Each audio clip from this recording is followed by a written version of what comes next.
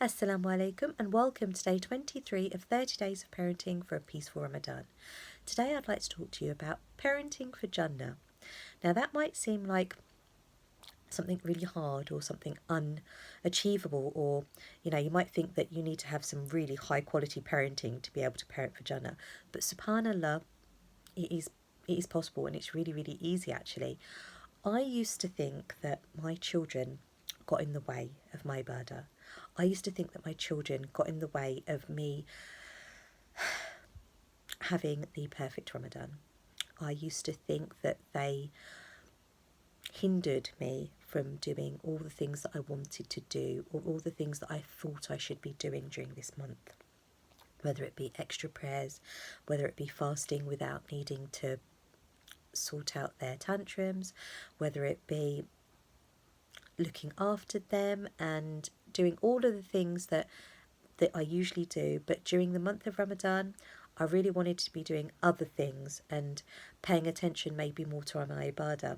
And I really did think that they got in the way.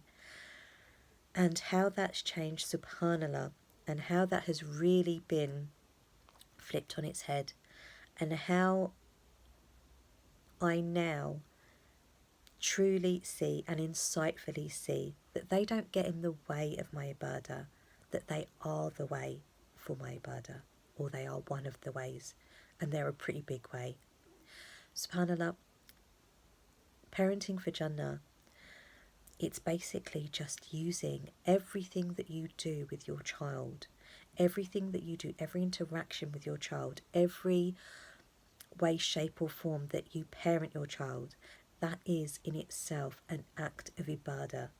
If you are thinking about it, and doing it for Allah, if you are giving gratitude and giving thanks for the children that He has blessed you with, if you are giving thanks for having these children to look after in the first place, and then using everything as an act of ibadah that you do with them, feeding them, ironing their clothes, looking after them, cooking for them, playing with them, involving them in your life, the interactions that you have with them, they are all acts of worship, and they are all rewarded.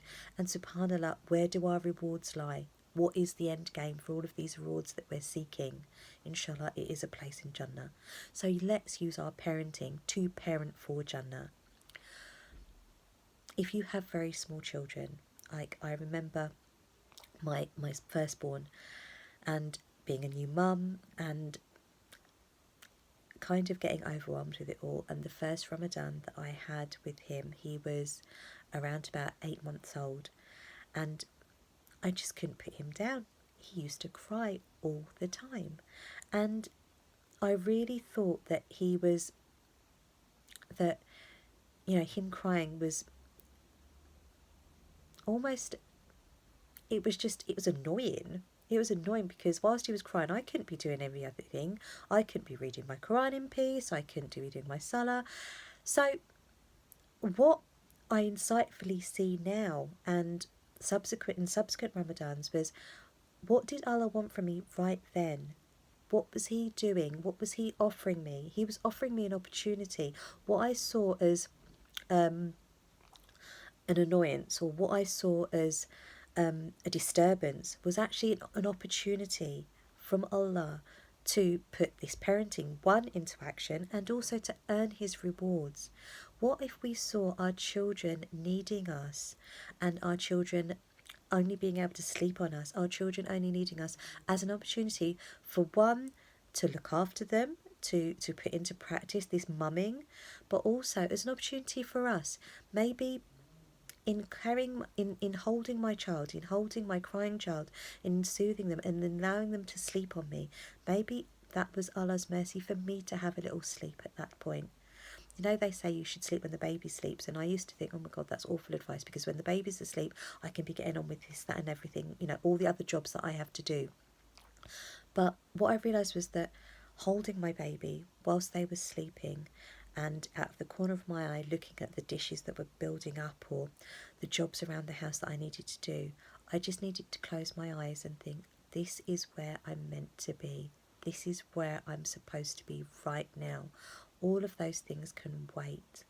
I'm supposed to be holding my baby right now. I'm supposed to be soothing my baby. I am so lucky that I have been allowed this opportunity, that they're sleeping on me, because every time I tried to put my baby down, they started crying. So don't put the baby down. Seems quite obvious, doesn't it? Don't put the baby down. You can never spoil a baby by holding them too much. That's absolute rubbish. You can't spoil a baby by holding them too much. They need you right there and then, and that was my job. And subhanallah, it changed everything from a stressful, oh, I should be doing other things, or my baby should be self-soothing by now, or whatever it was that I built up the illusion about. My job right there and then, what Allah was wanting from me right in that moment, was to be with my child. And it was a mercy from Him that I was able to close my eyes when my child was sleeping on me, just to have a little rest, a little bit of a reprieve from all of the things that I thought I had to be doing. So during Ramadan, if you have small children, and every time you go to pray Salah, or every time you try to read the Quran and they're crying, look at it as an opportunity to earn a reward in some other way. There are many forms of ibadah during this month, and yes, reading your Quran and doing Salah and fasting, yes, they are the biggies, but tending to your children, if they're a bit older and they're arguing, and every time you seem to want to, go to read the Quran or fast, and they're fighting, or they're arguing, it seems like every time you want to be doing something else, that's when they start. But if you look at it as an opportunity rather than a hindrance to earn rewards for an ibadah in a different way, to help them along, to soothe them, to be compassionate, to be kind to them, we can change everything, or we can turn everything that we do as a parent into an act of worship if we are doing it for Allah's sake. So, on this potential night of Laylatul Qadr, if your children need you, if your children are wanting something from you, how do you know that that's not what's written for you to earn Allah's favour, especially on this potential night of Laylatul Qadr? How do you know that that is a form of ibadah that will be